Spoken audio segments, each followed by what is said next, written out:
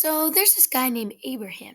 God told him that he would be the father of many nations, but he was much too old to have any kids. So God made a miracle. Oh, and he had a son named Isaac.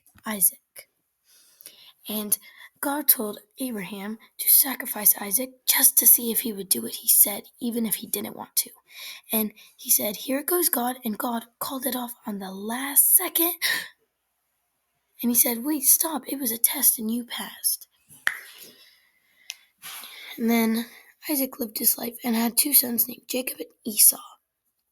Jacob and Esau were brothers, and Jacob was jealous of Esau's blessing to Isaac. Jacob wrestled with God, and God changed his name to Wrestle with God or Israel. Israel had 12 sons. His favorite one was Joseph.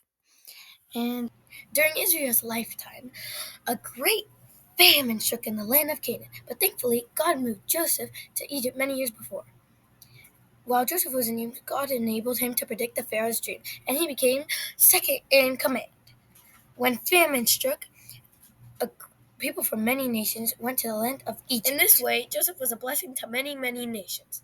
His father and brothers migrated to Egypt as well. He made sure that they had good land to live in. After about 400 years, Israel grew into a large nation.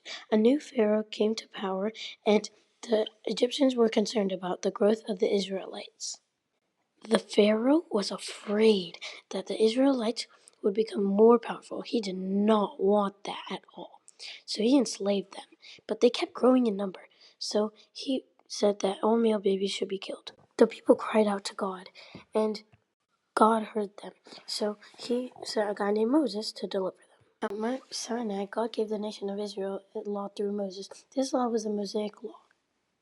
God made many laws, but the most common was the Ten Commandments. If they obeyed God, then God promised to bless them.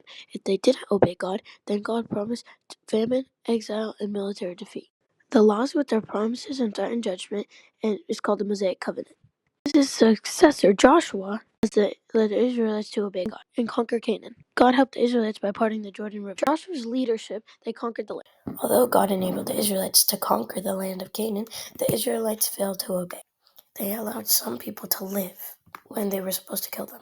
Furthermore, the Israelites did not show the nations the greatness of God living according to his laws. Instead, the Israelites became more and more wicked like the nations around them. They began to worship false gods and commit to the same sins. As promised in the Mosaic Covenant, God punished them by sending other nations to rule over parts of Israel. When the Israelites cried out to God, he sent deliverers. But each time the Israel went back to being wicked and again suffered defeat enemies. For more than 300 years, there was a pattern of disobedience and punishment, followed by God raising a judge to lead them in repentance and deliverance. They asked the last judge, Samuel, to give them a king like the other nations. Beginning with Saul, Israel was governed by kings. When Saul was king, he refused to obey God. In result of Saul's disobedience, God told Samuel to anoint David as king. David was such a great king, the kingdom doubled in size. David wasn't a perfect king, but when he had wrongdoings, he repented of his sins. David led the nations into following the true God, and David was the second king of Israel, and he loved and obeyed God. God told David that his name was great and his dynasty would last forever. When David's descendants started to disobey God, he punished them. God promised to fulfill all the promises of the Davidic covenant. After David died in 961 BC, his son Solomon took over. God gave Solomon great wisdom and understanding. Solomon's great reign brought the people to become wealthy and get better. His great reign also brought peace to the people. Solomon disobeyed God and started to worship false gods. Solomon's bad influence caused the people to become discontent. After Solomon's reign, everything became a mess. The northern kingdom kept the name Israel. They had great prosperity, and sometimes Jeroboam continued the heavy taxation, which funded a strong military, which also allowed Israel to advance economically.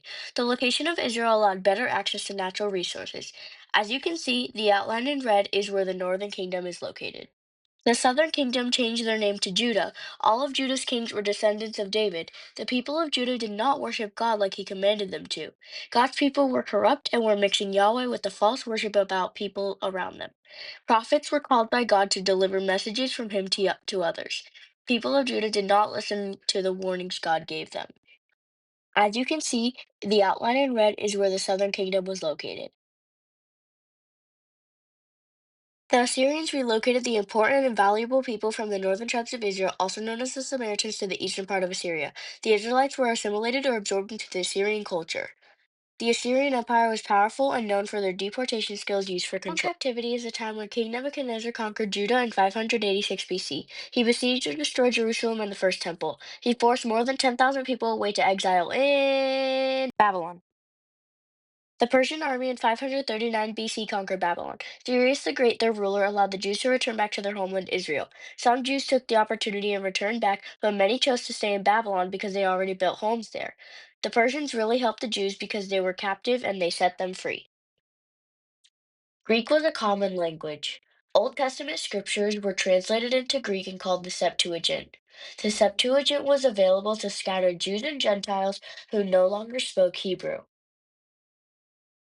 The Jews living under the Greek rule started to adopt the customs and lifestyle of the Greeks. The Jews were concerned because of the promotion of sinful lifestyle. The Greeks influenced the Jews in a bad way because of their sinful actions. In the time of Jesus, Israel started to be ruled by the Romans. The Romans were horrible rulers which caused the Jews to yearn for freedom. Florus, the Roman governor, was very harsh and brutal. But the Romans were ambushed and got defeated. The Romans had a bad influence on the Jews because they were hated and the Romans wanted to stay in power, so they were harsh to the Jews.